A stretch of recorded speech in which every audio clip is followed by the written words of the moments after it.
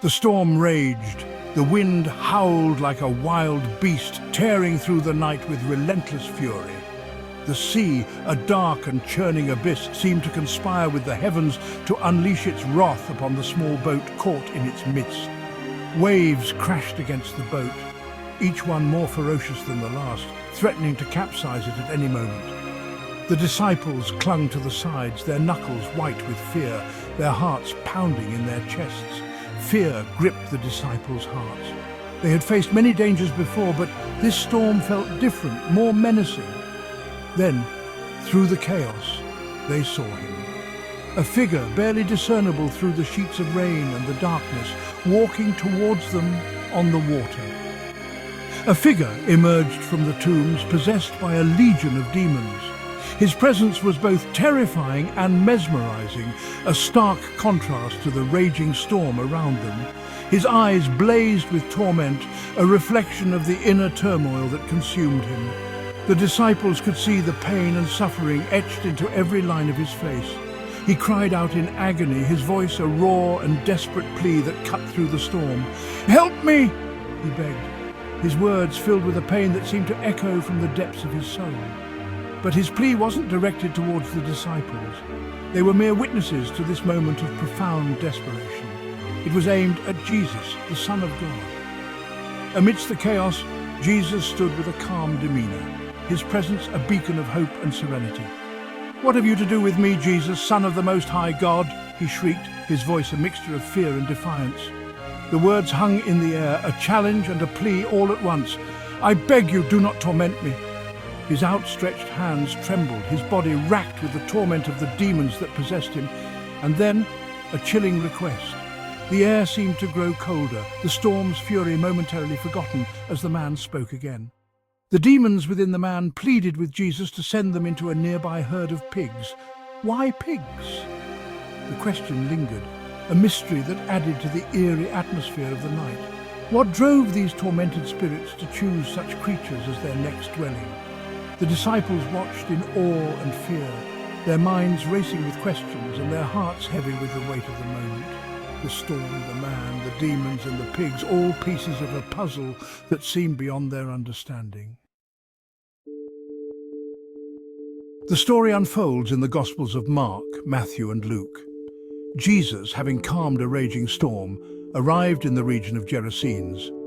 This place, on the other side of the Sea of Galilee, was Gentile territory. It was a place where Jewish laws and customs were not observed. There, by the tombs, they encountered the demon-possessed man. He was a terrifying sight. Naked and uncontrollable, he lived among the tombs, crying out and cutting himself with stones. No one dared to approach him. The demons within him were too powerful. The demon's request to enter the pigs was no accident.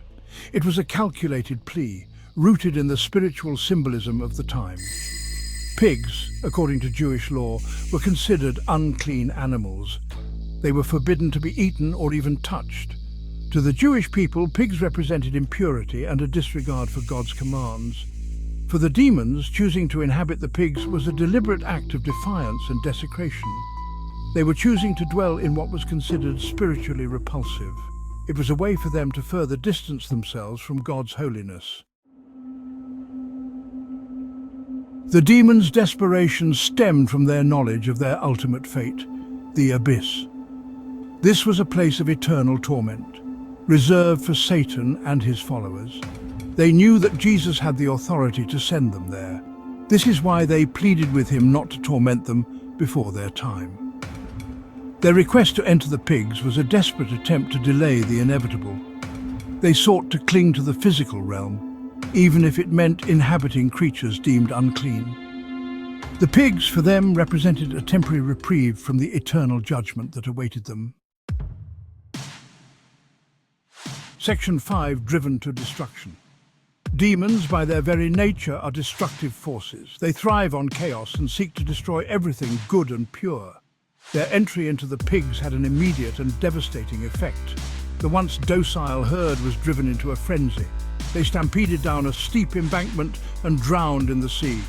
This act of destruction reveals the true nature of the demonic, They cannot create, they can only corrupt and destroy. Their presence brings ruin and despair, whether it be in the life of a human being or in a herd of unsuspecting animals. Section 6.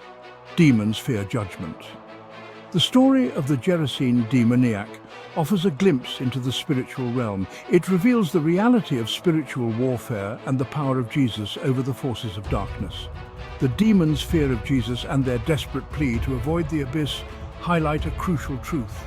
Even in their rebellion, they recognize and tremble before the authority of God.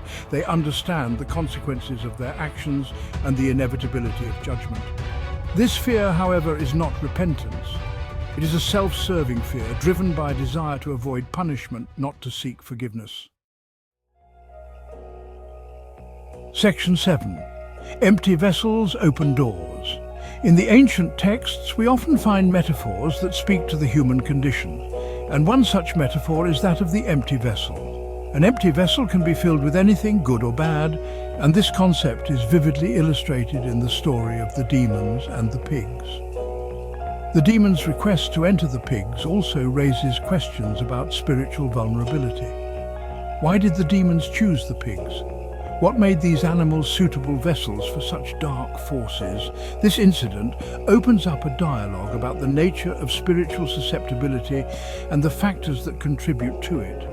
If the man was a vessel for the demonic, what does that say about the pigs? Were they merely innocent bystanders, or did they possess some inherent quality that made them vulnerable? This story challenges us to think about the nature of spiritual receptivity and the conditions that make one susceptible to negative influences. Were they simply caught in the crossfire, or was there something that made them susceptible to demonic influence? The frantic behavior of the pigs suggests a deeper, more unsettling truth about the nature of spiritual warfare and the collateral damage it can cause. This leads to a broader consideration of the spiritual realm. The spiritual world is vast and complex, filled with forces that we may not fully understand. Just as physical spaces can be vulnerable to invasion, so too can our hearts and minds be open to negative spiritual influences. Just as physical spaces can be vulnerable to invasion, so too can our hearts and minds be open to negative spiritual influences. The ancient city gates, once breached, allowed invaders to pour in. Similarly, the cracks in our spiritual defenses can allow negative forces to take hold. Unconfessed sin, unresolved trauma, and a lack of spiritual grounding can create empty spaces within us, spaces that can be exploited by the enemy. These empty spaces are like open doors, inviting negative influences to enter and take root. Spaces that can be exploited by the enemy. The dark forest and the path leading nowhere symbolize the confusion and aimlessness that can result from spiritual emptiness. The ominous clouds represent the looming threat of negative influences waiting to fill the void. It is crucial to be vigilant and proactive in filling these empty spaces with positive, life-affirming spiritual practices and beliefs. Section 8. The Authority of Jesus. The climax of the story comes with a resounding declaration of Jesus' authority. He grants the demons' request, allowing them to enter the pigs. But this act is not a sign of weakness, it is a calculated display of power. With a single word, Jesus commands the legions of demons, demonstrating his absolute control over the spiritual realm. The demons, despite their power and fury, are ultimately subject to his will. They cannot resist his commands. This same authority is available to us today. Through faith in Jesus, we are given the power to overcome the forces of evil in our own lives. Section 9. Transformation and Hope. The aftermath of the encounter is just as significant as the exorcism itself. It is in these quiet moments after the storm has passed that we truly see the depth of the transformation. The chaos and turmoil that once reigned have given way to a profound sense of peace and renewal. The man once tormented and uncontrollable is now sitting at the feet of Jesus, clothed and in his right mind. The transformation is complete. This image of serenity and restoration is a powerful testament to the healing power of Jesus. It shows us that no matter how lost or broken we may feel, there is always hope for renewal and redemption. The destructive power of the demonic has been replaced by the peace and wholeness that only Jesus can offer. This peace is not just a temporary respite, but a lasting transformation that touches every aspect of our being. It is a peace that surpasses all understanding, a wholeness that brings true joy and fulfillment. This story is a testament to the transformative power of Jesus' presence. His miracles are not just acts of power, but expressions of his deep love and compassion for humanity. Each miracle is a sign of his desire to restore us to our true selves, to heal our wounds, and to bring us into a deeper relationship with him. It reminds us that no darkness, no matter how overwhelming, can withstand the light of Christ. His light shines into the deepest corners of our hearts, dispelling the shadows and bringing clarity and hope. It is a light that guides us on our journey, illuminating the path ahead and giving us the courage to move forward. When we invite him into our lives, he has the power to break the chains of sin, heal our wounds, and set us free from the grip of the enemy. This liberation is not just a physical release, but a spiritual awakening, a realization of our true identity as beloved children of God. It is a freedom that empowers us to live fully and authentically in alignment with our divine purpose. He is the answer to our deepest longings, the source of our hope, and the one who can make us whole. In his presence, we find the strength to face our challenges, the grace to forgive ourselves and others, and the love that heals our deepest wounds. His transformative power is a beacon of hope, guiding us towards a future filled with promise and possibility.